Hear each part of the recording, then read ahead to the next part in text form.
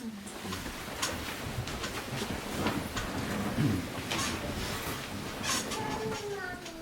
answer the question, where are we? You have to first figure out where we've been and where we're going. This morning, as you're sitting here in your chairs, you have a history of events that took place in order to have you sit wearing what you're wearing, being here at the time that you were, and hearing what we are. Not only that, but also the house location that we're at. There's a history behind every aspect of this present moment. And it's in that history that we're needing to understand in order to truly grasp the full value of this moment and to appreciate the gift of where we're going. So when you think about what brought you to right here and right now, you think, okay, well, I had to come from somewhere, except for the Krubecks, they came from down the hallway. But you had a point of destination, you had a journey. And within that journey, you had a roadmap of some kind. And along the way, you realize that you're either on the right track or, oops, I missed that turn because this doesn't look familiar any longer. And the reason that it doesn't look familiar any longer is because you know where you're going.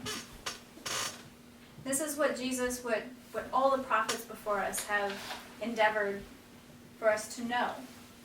Not only where we're going, but if the surroundings look familiar or not, because we have been warned in advance. We have been prepared.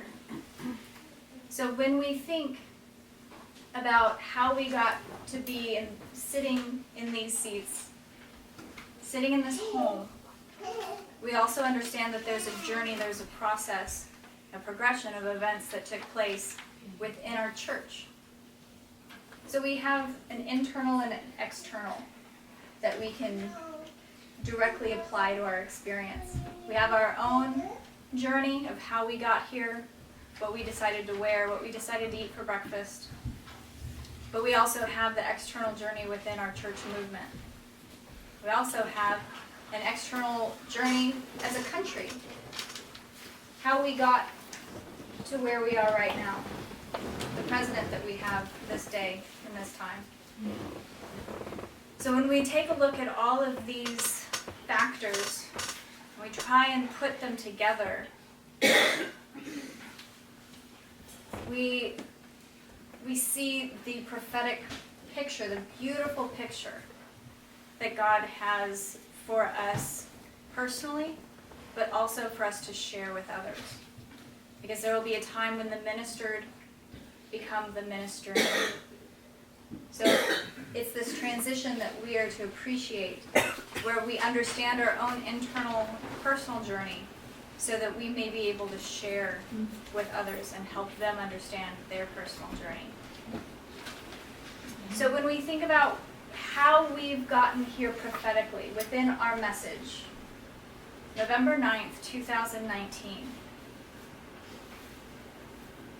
how did we get here? What were the steps that it took for us to realize the significance of this day? Of me being up here, of us being in a house rather than a church building. What happened that led us right here and right now? Well, it all began with a little girl from Australia. In 2016 is when she, I don't know why that caused me to choke up. Sorry. Happy birthday, Tess. She started to develop this message. I really have no idea. That's weird. She developed this message that God chose to develop into the Midnight Cry message, the light that would lead us on our path to the next phase in our journey. Yes, it's a conclusion of a sense, but it's a beginning, it's also a middle. So we need to understand where we are in order to know where we're going.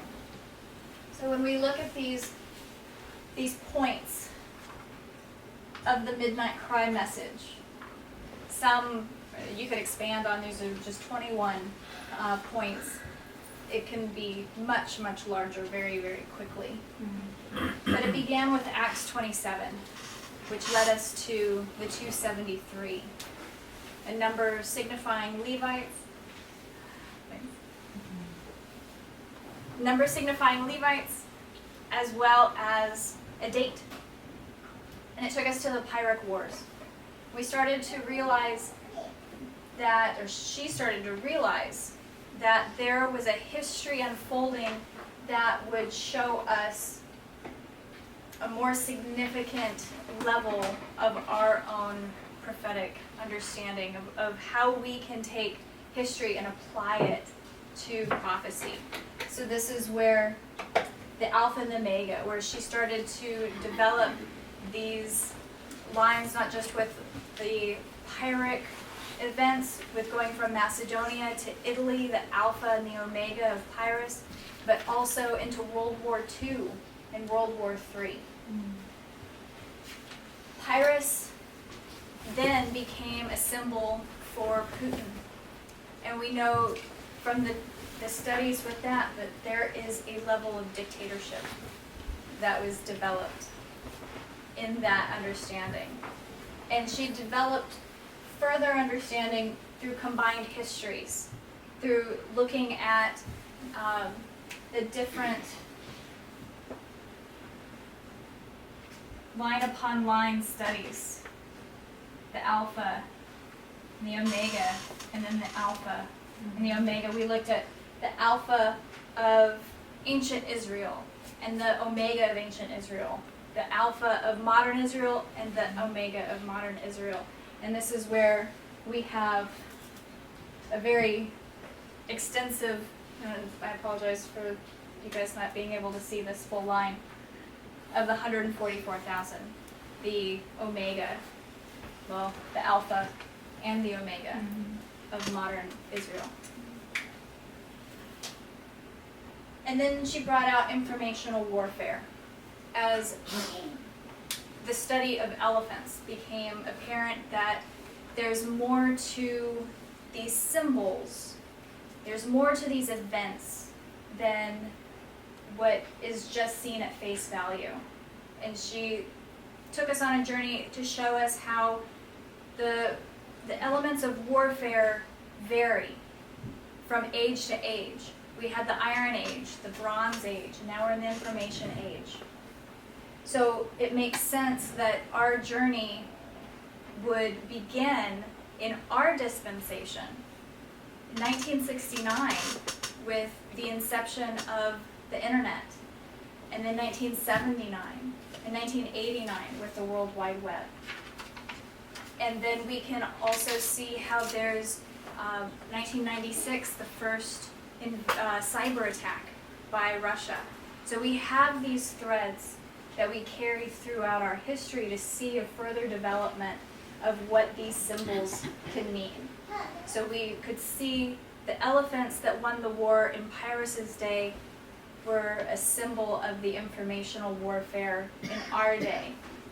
And using the 4 wars that Pyrrhus was involved in as a symbol of the 4 wars of our time, ending in Panium or Asculum, but right now being actually on the end of the 3rd war of Raphia or of Beneventum. And that was a study of the king of the north and the king of the south, where she was doing a direct correlation between the leaders of Pyrrhus's time, the generals of Alexander's empire, as well as the correlation that they had to Stalin and to Putin, and the application for our time. So then the internal and external, the 10-year cycles and the midpoints all took us to November 9th, 2019. And it wasn't a shock the way that she presented it. A few people even came up before, and this was October 3rd, 2018, and a few people came up to her after her studies and said, I know exactly where you're going. But I don't understand. Yeah, I know that was you. But don't understand what is developing here. So she helped us to understand that November 9th, 2019 had a connection to the revolutions through the French Revolution, the Civil War, the American Revolution. These histories of revolution have as their marker indications for our time.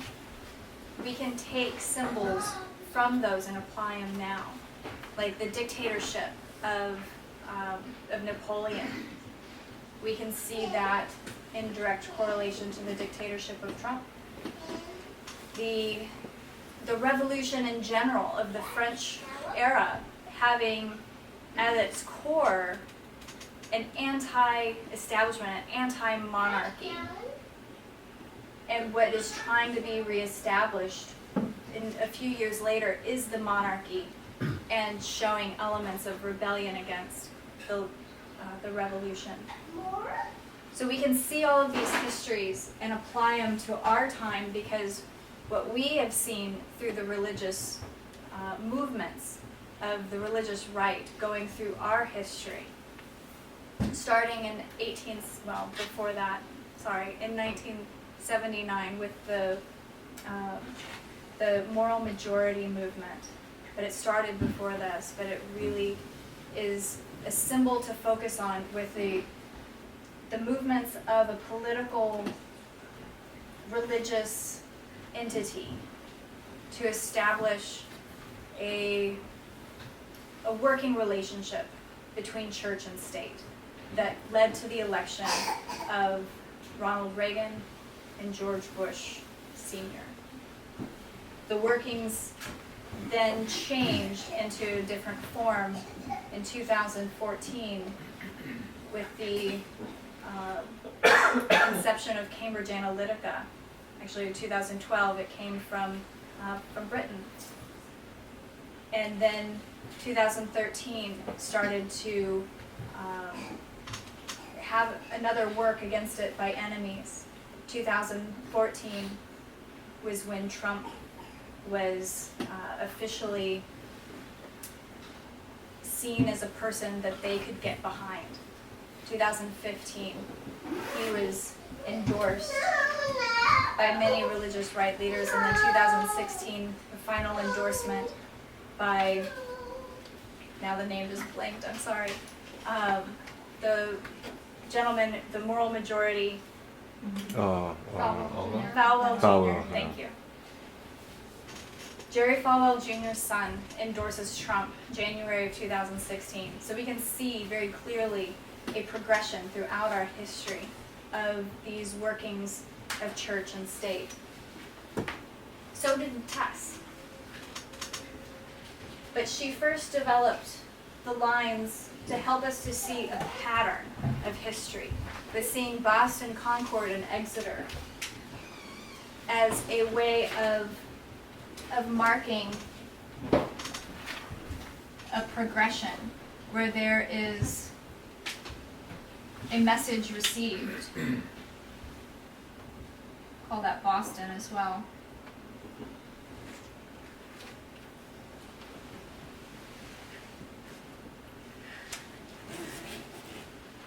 The message is received. This will be easier. Just erase that.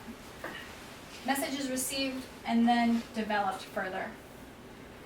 In the Millerite history, we have Boston as July 21st. Concord was a camp, these are all camp meetings in 1844. 2044. Boston, July 21st. Concord, August 1st. Exeter, August 15th. August 12th through the 15th, but we mark it. Actually, I think it's the 14th that we mark. Yeah. 15? The 14th is when it's I okay. heard both. And then the test being October 22nd. So using this pattern, we can also see with the time of the end that we have an increase of knowledge, a formalization, and a test. Where everything in this history is where we've been led to the understanding of, and where we will be tested on, whether we accept it or not, even though all throughout that history of that progression we've been tested. Now she helps us to understand the test for our time. So where we have in our dispensation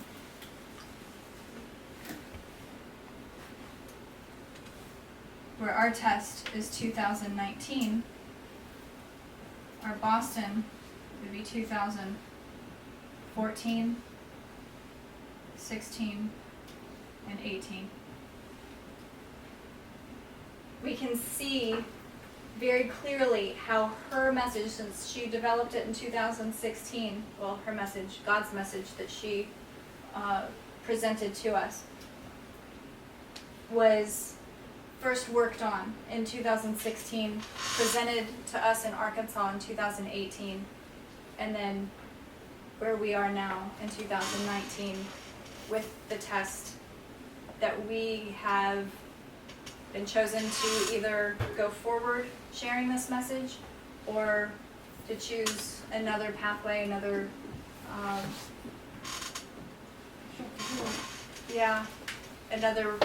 door altogether. But with that understanding of this progression comes the true knowledge of what our test entails. And this is gender, race, and conspiracy theory. Gender began to be a test as soon as she began to teach. Amen. Race has actually been a test, well, gender too, but race most written about, most notably a test since the beginning of the United States. Because when the United States was founded, when it was populated by people, colonists, in 1619, so too was there a slave ship to populate. So race has been a test all along for the United States, even within Adventism, because of the writings that Ellen White puts forward.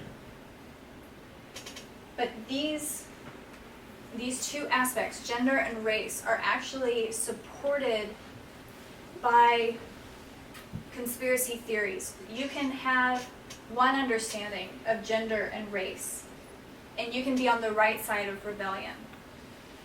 You can have another view of gender and race and by the right side of rebellion, I mean not with rebellion. But the other side is in full rebellion, in full support. If you look at the Civil War, Ellen White, Sister White talks a lot about the sins of the South, how God is no longer with the South because they have embraced slavery so well. They have put men equal with brute creation. That is not acceptable. That is not what God created man for, to be subservient one to another, which would put gender in a whole different light if we were to allow ourselves to to see that as well. It wasn't her time to see that, so it wasn't something that she wrote about. But slavery at her time, in the Civil War time, that was being fought over. That was a test, direct test for them. And the way that they handled it, the way that they accepted it, embraced it, whether passively through acting in accordance with the Slave Act, the Fugitive Slave Fugitive Slave Act, thank you, by giving runaway slaves back over to their masters, working in hand with the mark of the beast, or in the forehead by full support of that slavery, of that action. And these things carry through our time today because they weren't properly dealt with. 1865, after the end of the Civil War, there was an act put in place that many people thought would handle the slave problem, but it never went away. We had decades, generations of problems after that. We see the problems still in our time. We just haven't the eyes to see that because we've been looking so hard for a Sunday Sabbath law. So when we look at how this midnight cry message, the light shines down on our path, and we see that our issue of gender and race have been propped up by conspiracy theories, by false teachings of a Protestant viewpoint, of a corrupt viewpoint of Scripture, then we have to reevaluate this understanding. She further goes on to explain 2016 and the election of Donald Trump as being one of the first wars of the of the Pyrrhic wars of Ipsus, and shows how Donald Trump took on the branches of government to try and defeat them, to try and take what he wanted in order to get his way, essentially, what we're seeing now. Then she presented a half right, half wrong study because it was coming, the light was starting to shine on those more brighter than others. People were starting to accept the message more than others. And those who weren't as accepting of the message were teaching incorrectly. They weren't understanding it, so how could they possibly teach accurately? How could they teach what's true? If the message doesn't get into your heart, how can it possibly do a work? How can your life be transformed? And it wasn't. And this was the seeds of the split later, and it started to really be seen at our camp meeting in Arkansas in 2019 in the spring. Tess started to teach her rebuttal to Elder Jeff's half right and half wrong against Tess and Parmender.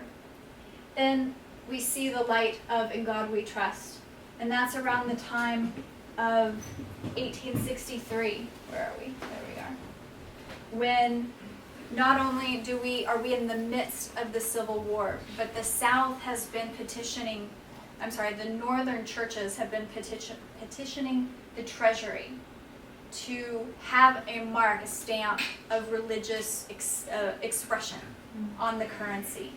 And this is where In God We Trust is accepted as the logo, as the motto for the states, for the Union. And yet they don't see, Sister White sees very clearly that this is an errant understanding of Scripture, that we're not to have a relationship with the government like that. Now, In God We Trust develops into a study of seeing 1863 as both a significant point for understanding slavery as well as church and state. So now she's starting to bring to light the two factors of our Sunday law. That it deals with not just, we look at the Sunday law as the principal parts. That at its root it has the violation of conscience. So what does that mean? We have to flesh this out, and through seeing that there are these parts to the Sunday law, through violation of conscience, that there is a church and state relationship working together. And that connects 1863 to 2014 with the Sunday law and the priest's time, as well as working as a issue of slavery. So for our line, there are these two issues of slavery in church and state, which will develop into a further study of the sins of Babylon. But before that, we see her study of equality, where not only she brings out the points that women have been recognized as priests within this movement, but our expression of that equality of our being a priest is to not just stand up and teach, but also to wear what is seemingly in defiance of our traditions and customs, of the women wearing skirts only, never pants, ever. Even though Sister White talks about the appropriate use of them. And even the dress reform that she enacts, that she proposes, has pants in them, built into the reform. But yet it's that mind frame that we have settled into of this is how it is, this is how we've been taught. We've got to preserve, we've got to conserve these traditions and these customs. Women only wear skirts, especially not pants up at the pulpit. This is where the wall came down with that understanding, where prejudice was broken down. Inequality was seen to be a prophetic marker. The sins of Babylon will be talked about a little bit more, especially since we understand that we're in the, I'll get it. Tell them hi. We're in the point of, or the period of the increase of knowledge on the Sunday law. So when we look at Ellen White's teachings on the sins of Babylon, we can see how she has a firm understanding of the sins of Babylon dealing with slavery through her through the writings of the first spiritual gifts volume, which was written in 1858. First spiritual gifts. 1858. I have it down here too. So she's writing the first spiritual gifts, and this is the book that the great controversy is developed into.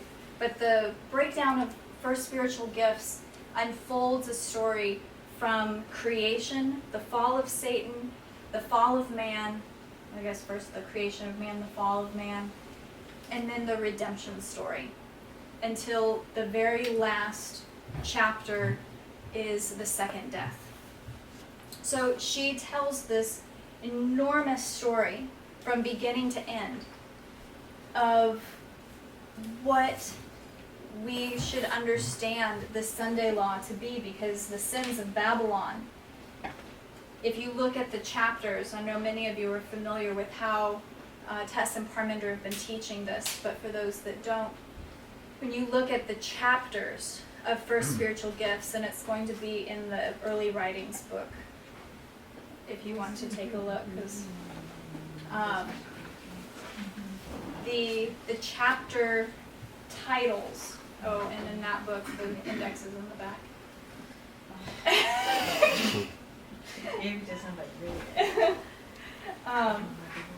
If you look at the chapter titles, it takes you through a progression of Eden, and then into, I'm fast forwarding, skipping through a bunch, and then into the 1260-year period of darkness. She's then talking about in the chapter on the union of church and state, how Satan had to change his mode of warfare, essentially. That the oppression, the rage, the punishment that was being inflicted upon God's faithful people were actually strengthening those that were being oppressed. So Satan saw that he had to do something different. He had to change his ways. And that's where we see, she says that he is to come in milder form than persecution. This is Early Writings, page 226, or in First Spiritual Gifts, page 126. So she's laying out this history, brings us to the Reformation amidst the period of darkness. And then she talks about the union of church and state, where there is where Satan is coming in a milder form. So, First Spiritual Gifts, page 126, or Early Writings, which is that book there, Mom. I got it. Okay, good. Page 226.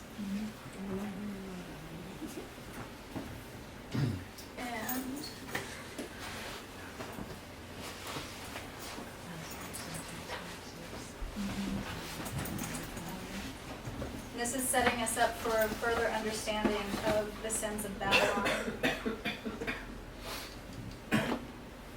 We're going to start actually in First Spiritual Gifts, page 124.2.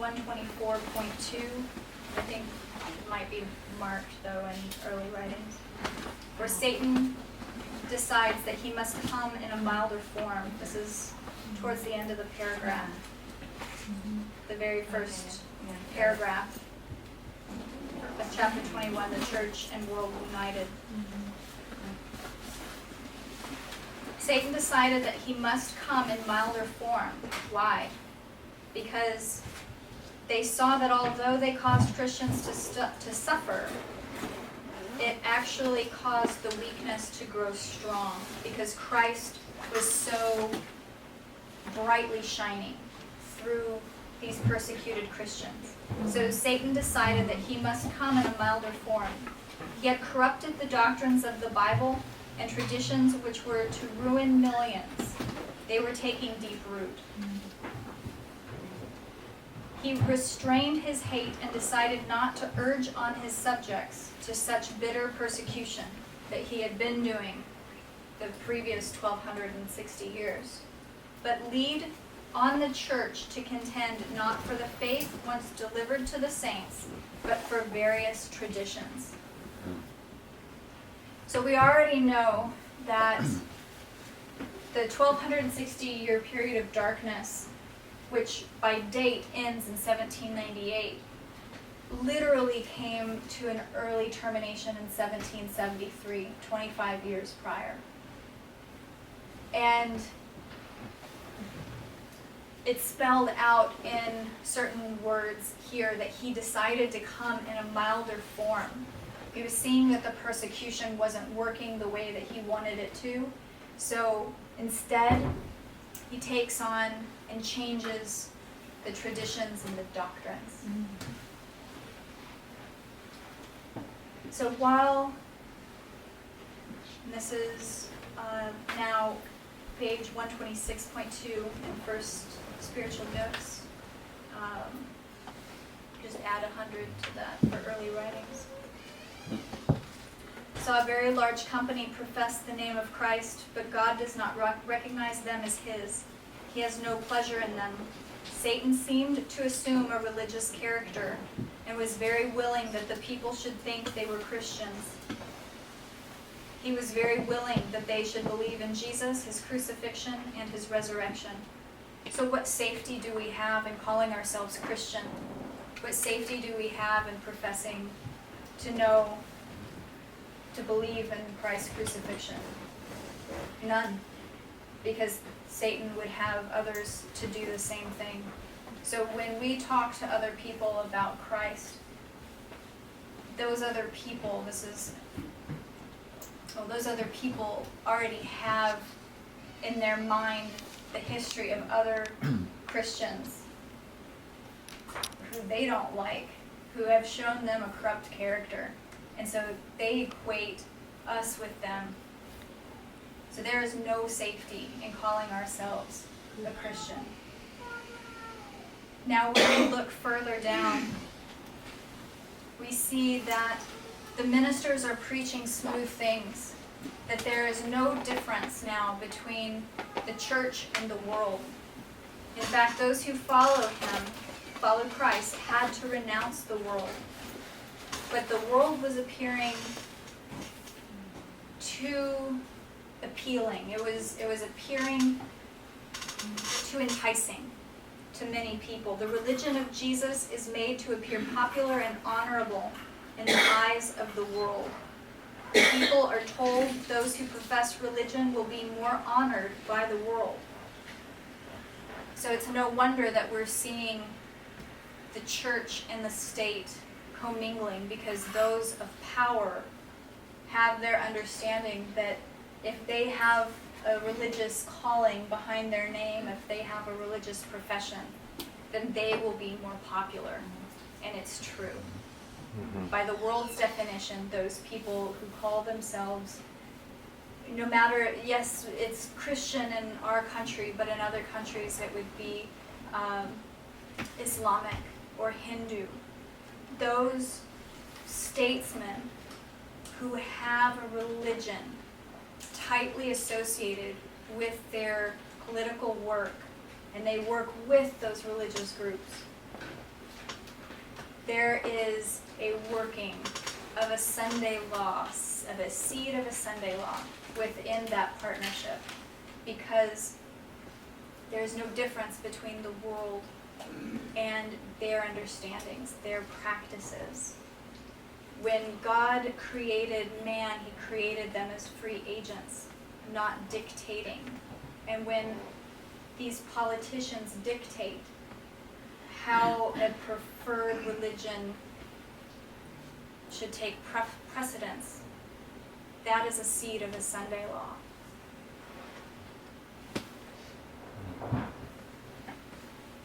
And what is defined as the world?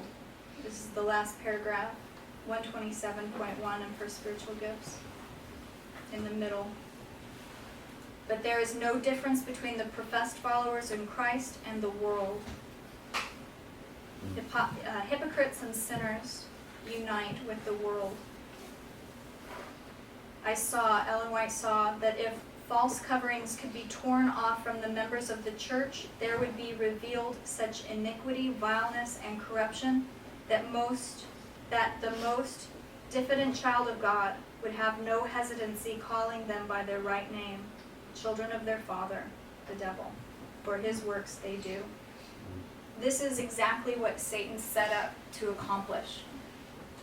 And if you go back to the index, the chapter titles for First Spiritual Gifts or Early Writings, and you see how we go from the church and the world united, the very next chapter is William Miller. So we precisely know the time frame that she's speaking of. So Satan comes in a milder form in 1773, but yet God is still working with people and he sends a messenger. He sends William Miller to do a great work of reform. And we were sent, Tess and Parminder, to do a reform in our movement. Now, when we understand that there is this undertaking, this subtlety within the churches that Satan has been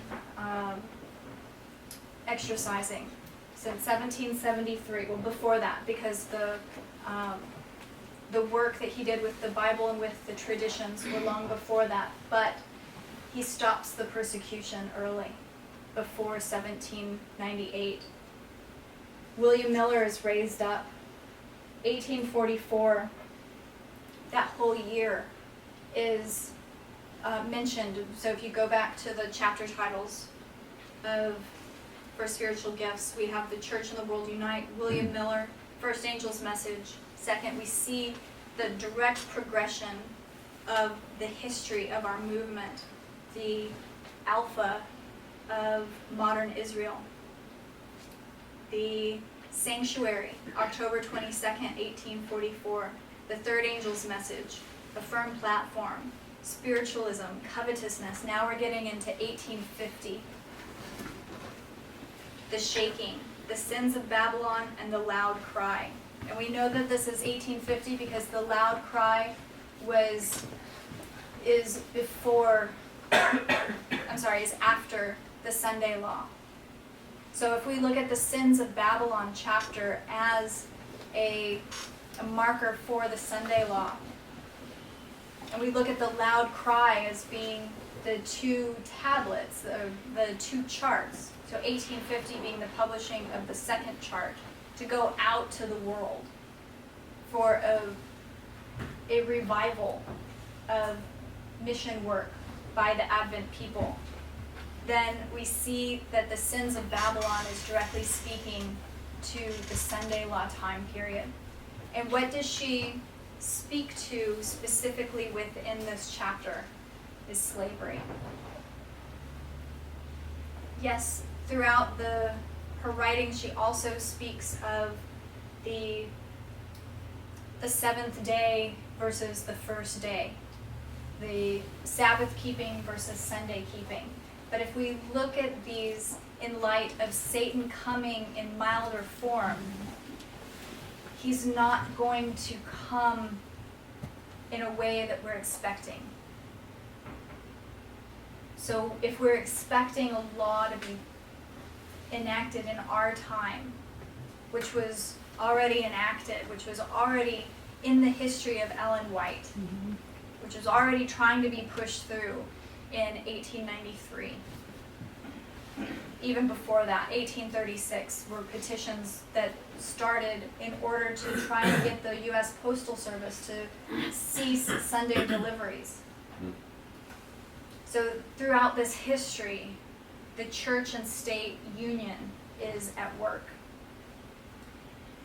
And then we continue on in the chapter titles, The Loud Cry, The Third Message Closed. And that we see is correlating to the start of the Civil War, time of Jacob's trouble, 1861. And the remainder of that chapter covers the time period from 1861 to 1865. With 1863, she's writing in expectation of Christ's second coming. When Tess then presents in Germany on World War I and the light that pertained to the Third Diadochi War, it was evident that God is still leading her message, because this was an element present at the very beginning. And if we are seeing that God is leading throughout this whole history, then we know that he's going to continue leading. But there were a group of people that failed to see that, resisted seeing that.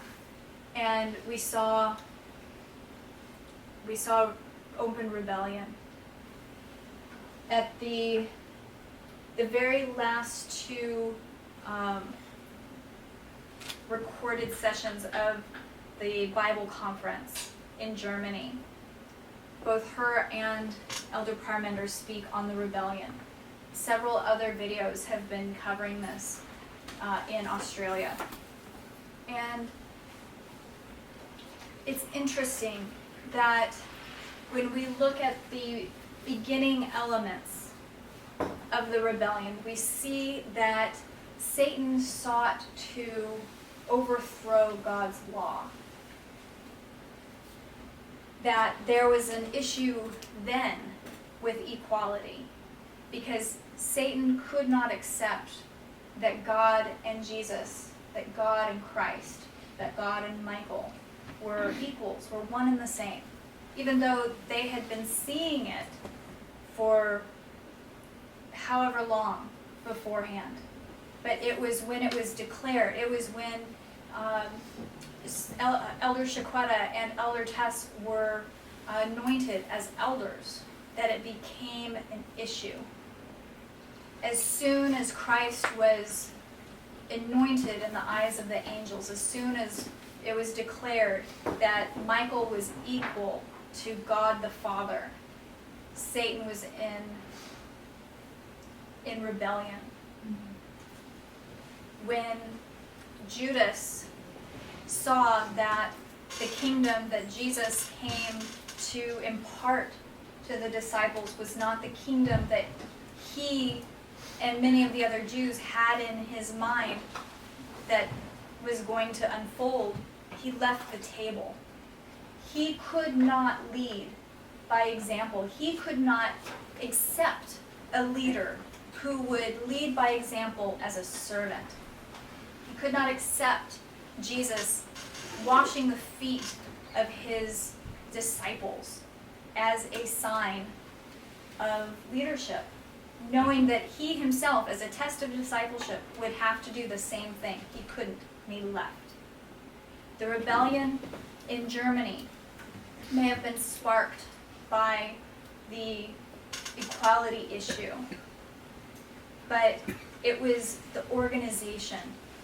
It was leading by example that was the catalyst for the final break, because they could not lead as Tess and Parmenter had given them the example of being free moral agents. They took a tyrannical stand.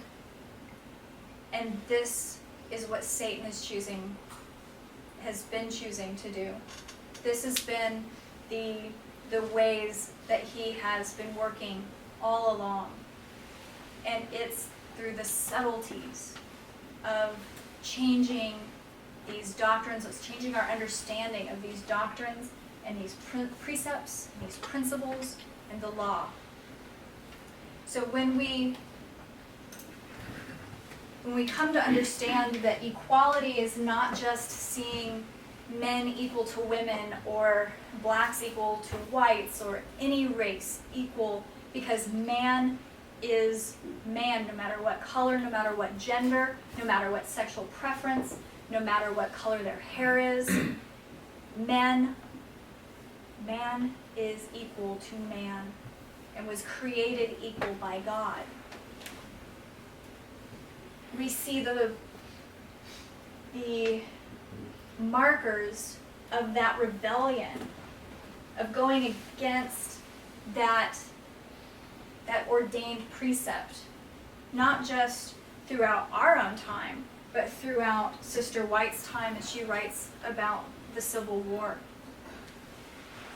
But I found it interesting that how I came to this understanding was through one of her writings that she wrote about in 1861 called The Two Crowns. And this is chapter 67, of First Testimonies. So we can go to 1T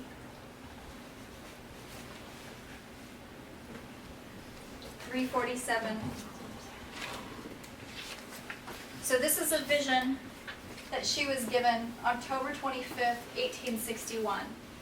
The Civil War began in April of 1861. And as I read, and so this is part 2, the first part is October 26th of this year, just a few weeks ago, to review that. She's writing about these two groups, those being led by light and those in darkness. But what's interesting about why she's writing, why she's been given this vision at this particular time, is the history that they're going through. They're at the start of the Civil War, where she knows that the people are in rebellion to God because God has ordained for men to be equal, not to be subservient, not to be brute beasts.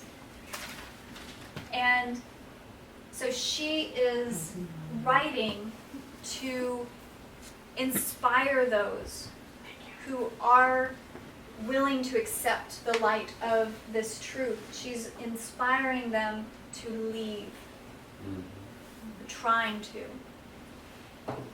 Now, these two crowns that she talks about, one is descending from heaven and the other one is underneath. The one descending from heaven, it is emitting light. On it is written a phrase that says, "All who win me are happy and shall have everlasting life." So if we compare and contrast, this is, well, first of all, we see that this is emanating light, that the crown from heaven is emitting light. The earthly crown is only reflecting that light. It cannot emit its own light.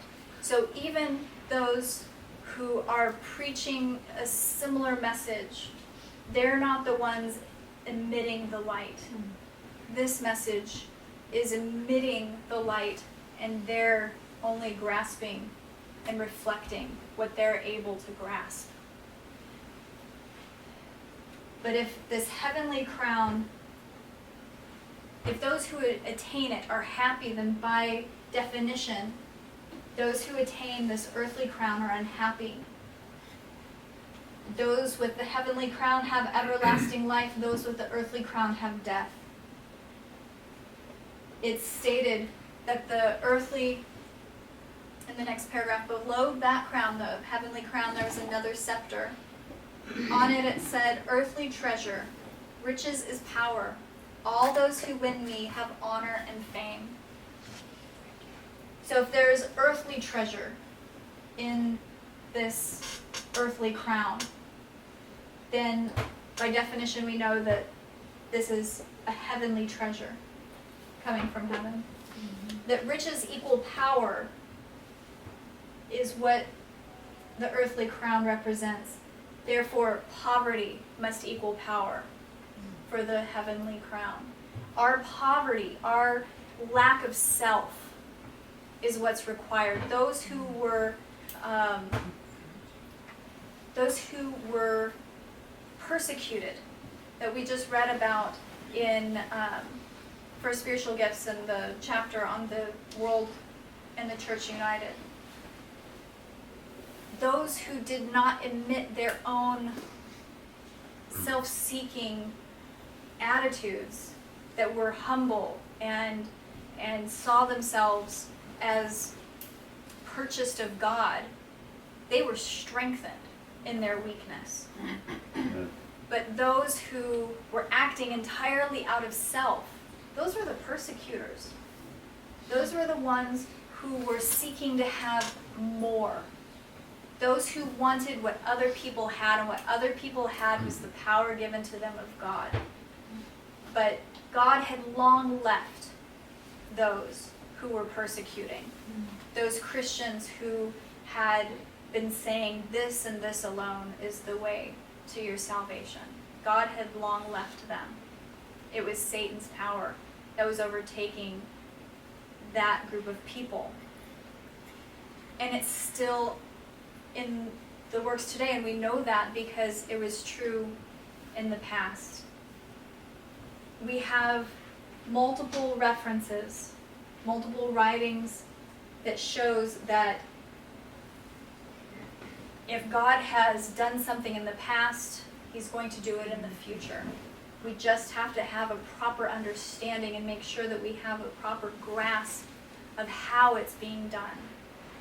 Just because there was a Sunday law in 321 and 538 doesn't mean that there's going to be a Sunday law in our generational time.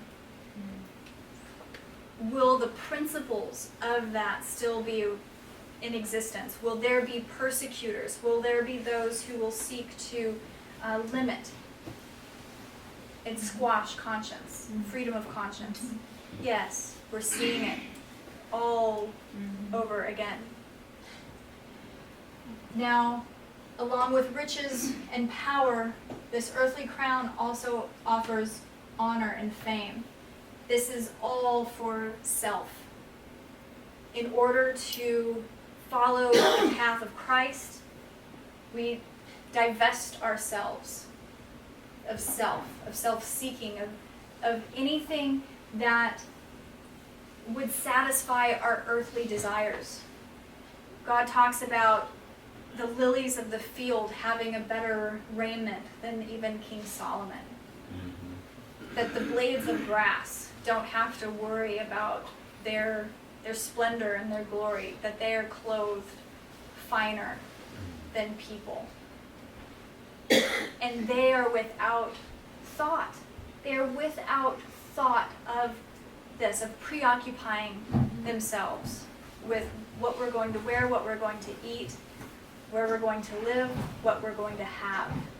These are all earthly things. Now, not just two classes of people are brought out in this parable, in this vision, but she also talks about a group that are languidly reaching. While they're looking at the heavenly crown, they're languidly reaching. They are, they're disinterested. That's not the right word that was used in the definition. I really liked it, but I'm not going to pull it up right now. They were disinclined to any action towards fulfilling their desire for that heavenly crown. They were eagerly searching for that earthly crown, for those earthly riches. So they ended up in darkness. These are the Laodiceans. These are those who do not overcome. And when they fall into darkness, now we see that and first of all, there's another classification of these groups. This is known as the sum, and this is known as the many. So the language, they're kind of sitting in the middle, but as soon as their full attention goes to the earthly, they're in darkness. They leave the light of the heavenly altogether. There's a fourth class, though, that's also brought to light. This is those who are disgusted by the activities, the actions, the motives of these people in the group of the many. That, and in the picture, if you can recall, this was the afro-looking like dark group that I depicted. The many, the multitudes, the clamorous group, they were the ones who were disgusting to this fourth class of people. They were frightened for their own sakes. They realized that they were not safe there. They didn't want any part in this. So she, at the very end of this chapter, she discusses how these represent these people who leave, who flee, and separate themselves from this unhappy class. These are the ones who mark the life and the end of those who are self-seeking, who are seeking the treasures of earth. what does this remind us of? Where we see that there is a group of many that are overthrown, and there are some that escape from the hand. This is Daniel 11:41 being depicted. This is the vision of that time, where she's illustrating how this group of many look like the world, and yet they have professed Christians. Many are professed Christians in this group, and they're in darkness. But there is a group, Edom, Moab, and the chief children of Ammon. They are disgusted by the activities and the actions of these people in darkness. And they recognize that they are in darkness. And I can't tell how much time I have. An item 10. Okay. I saw Richard just gesturing. I didn't know if I was going past. And I was on a roll. Edom, Moab, and Ammon. Thanks. Edom, Moab, and Ammon, those that are disgusted from the actions of these professed Christians, they flee. They escape from the captivity of Babylon. Now, as the story continues, these group, the smaller group that is bathed in light, protected by angels, that make a way, the angels make a way for them through this multitude that are in darkness. These multitudes, they're getting through and going to this heavenly crown. The multitude are mocking them and throwing black balls at them. And there are certain members of this group within the heavenly crown, seeking the heavenly crown, that are not paying any attention to these black balls being thrown. There are others that are paying attention, and they are getting marred. Their clothes are being stained. So prophetically speaking, that was illustrating what we were going through after this rebellion manifested. Because almost every single one of us that chose to remain with the message, that followed the light, we were having black balls thrown at us. We were having disparaging words thrown at us, trying to bring us down. And if we paid attention to them and fought against them and engaged with them, we were marred by them. But if we just kept going, our eyes being singular and focused on the light that God was providing, then we were fine. Now, one of the other things that this paragraph, let me tell you what the black balls signify. They are the reproachful falsehoods by those who love and make a lie.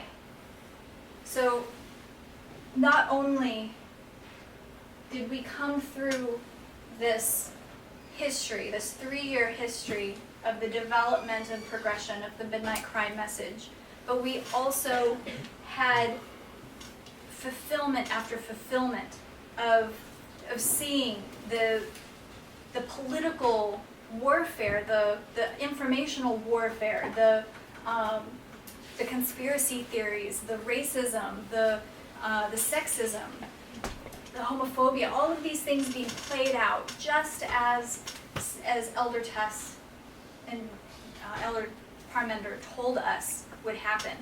But we also had internally within our movement, within our message, we had our own prophetic fulfillment with the rebellion.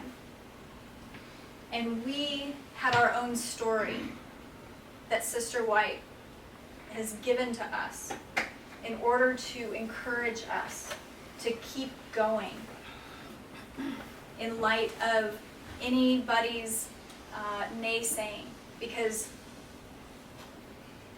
we are at the end of one dispensation, at the end of our probationary time. But now we're entering into a time of trouble. And the words against us are not going to get any better. They're not going to get any easier. The history is not going to ease up for us. It's only going to get harder. But the only surety that we have, the only safeguard that we have, is God through His Word. And these writings with new eyes that we can see deeper meanings than we could ever see before, and how they apply to us today. Amen. So that we can know that if it's the end of our probationary time, the time of Jacob's trouble is upon us. So we better prepare ourselves for that and strengthen ourselves, gird our loins, put on the gospel armor, know exactly what we're getting into and count our costs, so that at the first sight of trouble, we're not going to fold, we're going to stand. When Ellen White writes about this Civil War history, she has two other, well, let me first tell you the completed history of the two crowns. So it was first published in 1862. Second publication was 64.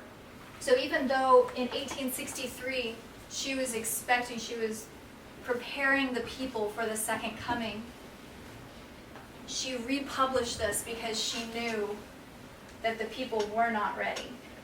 And in fact, in 1863, she wrote another testimony called The Rebellion. And this is just 2 chapters after the two crowns.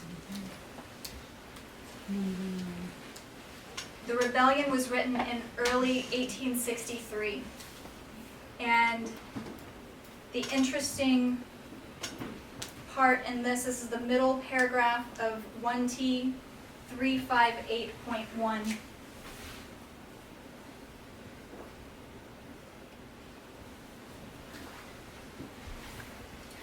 She says, God has made man a free moral agent, whether black or white. The institution of slavery does away with this and permits man to exercise over his fellow man a power which God has never granted him and which belongs alone to God.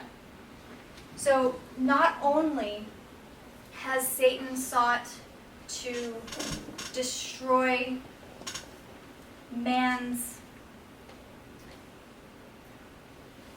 understanding of the Bible through false traditions, but he's also sought to supplant the laws of God by telling people to place themselves above others.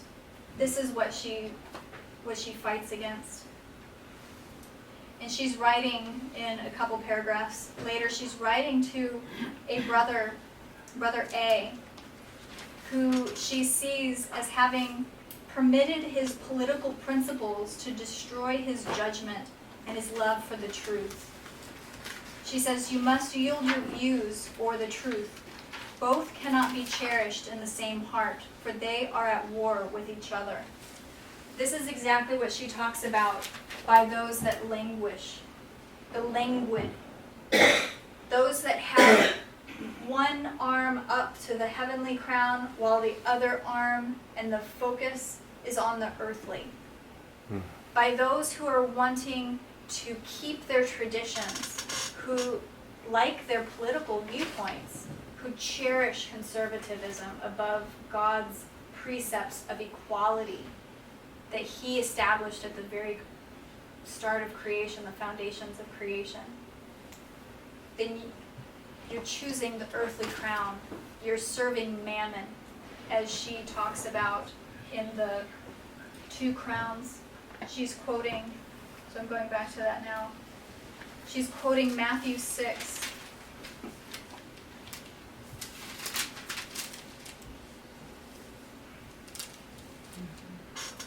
Matthew 6, 19 through 21. Thank you. 19 to 24. Lay not up for yourselves treasure upon earth, where moth and rust doth corrupt, and where thieves break through and steal. But lay up for yourselves treasures in heaven, where neither moth nor rust doth corrupt, and where thieves do not break through nor steal. For where your treasure is, there will your heart be also. The light of the body is the eye. If therefore thine eye be single, thy whole body shall be full of light. But if thine eye be evil, thy whole body shall be full of darkness. If therefore the light that is in thee be darkness, how great is that darkness? No man can serve 2 masters, for either he will hate the one and love the other, or else he will hold to the one and despise the other. You cannot serve God and mammon. You cannot serve God, you cannot have your eye on the heavenly crown while striving for the earthly. You will lose focus on the heavenly, and you will end up in darkness. And we've been seeing this time and time again with those who choose to leave the message, who profess Christianity, who profess a faith, but is devoid of anything Christ-like, anything that speaks of love. Let's go to Galatians 5:14.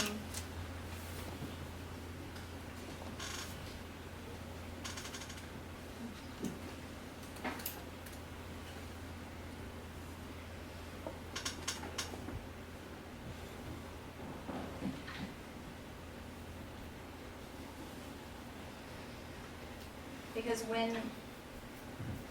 when Christ is asked, let me fill in a story to make this arc easier to, so right now it's a little bit of a leap. So when we look at what's being taught here, with slavery being the main issue that she's writing against, to try and fight against, so that men can remember their freedom. They can leave this unhappy class and seek the heavenly. And what that actually means is everything that is of love, that is of seeking joy and happiness, rather than honor and fame. But now she keeps on publishing because by 1863, she realizes that this rebellion has not actually solved any problems. That Satan, the war may have turned a tide, but Satan is still at the helm. So these are still relevant. This story is still relevant. So she publishes again in 1864, and for the last time in 1868.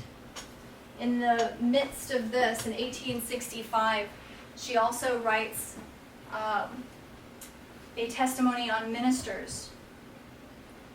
And she's speaking directly to those who are of those that profess to be Christian, those who have fallen off the wall, who have stopped working as they should and have allowed the flock to go wherever and be caught up in the snares of Satan.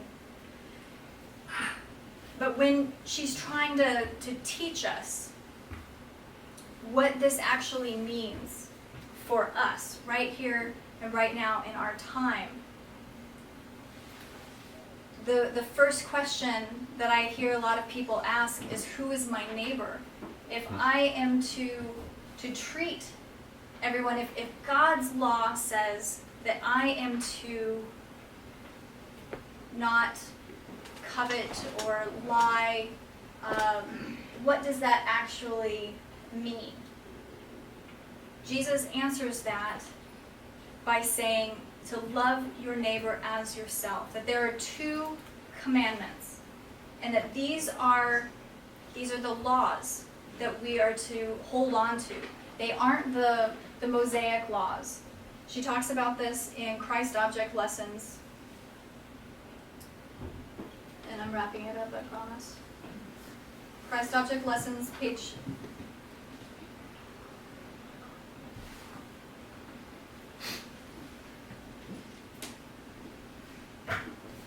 This is chapter 28, page 390.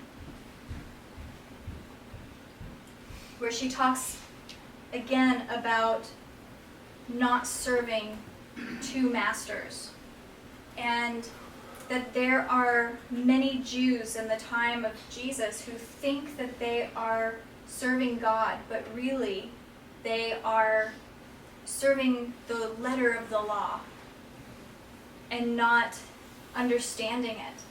So Jesus is approached by this young ruler, and the ruler says, "What do I need to do in order to attain eternal, everlasting life?" And Jesus says, "Love your neighbor as yourself." And he says, "I have." And then Jesus tells him to sell all that he has, and the young man, to give it to the poor. And the young man says, through his actions, that he can't do that. So again, another example of how significant this story is for us. How these traditions that have seeped in, that the very first paragraph of Christ Object Lessons, chapter 28, she says, "The rabbis taught that God's favor must be earned." So if you are approaching the heavenly crown thinking that you have to work for it, that's not the heavenly crown that you're seeking. That's the earthly. If we don't have an understanding of faith, then of faith getting us to the end goal, that we have to do something that pleases God before we can enter heaven, then we may not find ourselves on the right side of the issue. Now, if our heart is correct, then we will do nothing else but act in a pleasing manner to what God expects or desires from us. But if we are acting, if we're doing something with an empty heart just because we think that it'll earn us merit, then we are liable to not make it through the time of trouble. Because things are going to be twisted around. The same gospel, the same words that we're saying to justify our positions are going to be used against us. And if we don't have a proper, solid foundation of these methodologies, if we don't understand not just what these are, but how we got to their understanding, how the midnight cry came into existence, then not just checking off, okay, yep, I saw that video, but truly understanding the message, internalizing it, and then sharing it, then it's the same type of external and superficial religion that this leader who asks Christ, what can he do to have eternal life? And that's not what we're being called to do. When we have an understanding of where we are right now, I said at the very beginning that it's important for us to know this so that we can go forward. We can know where to go from here. She actually helps us to understand this as well. And the very story that is after the two crowns is called the future.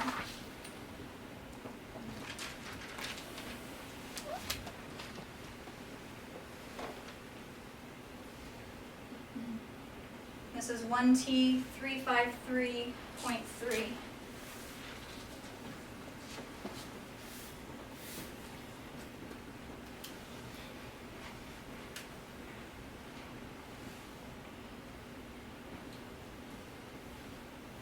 She's comparing the time of Jesus' transfiguration to our time of hearing this message, giving this message, and then being taken up at the end. So she's using this story.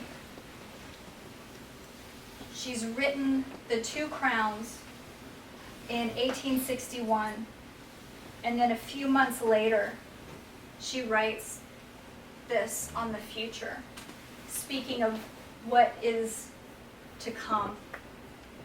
Not just in this time frame, since that time wasn't fulfilled, but also what we can learn for our time. In the first paragraph, somewhat in the middle, as the members of the body of Christ approach the period of their last conflict, the time of Jacob's trouble, they will grow up into Christ and will partake largely of his Spirit. Their faces will shine with the glory of that light which attends the third angel. So quite literally, this means that our faces will light up. Our faces, our whole disposition will be party to sharing of this midnight cry message. This message is the light. As we give this, we will be changed into the image of Christ. We will grow up into Christ and partake largely of his Spirit. In the very last paragraph, towards the end. They behold the faces of the righteous lighted up and reflecting the image of Jesus. Those who were so eager to destroy the saints cannot endure the glory resting upon the delivered ones, and they fall like dead men to the earth. Satan and the evil angels flee from the presence of the saints glorified. Their power to annoy them is gone forever. So with that, I'd like to close with prayer.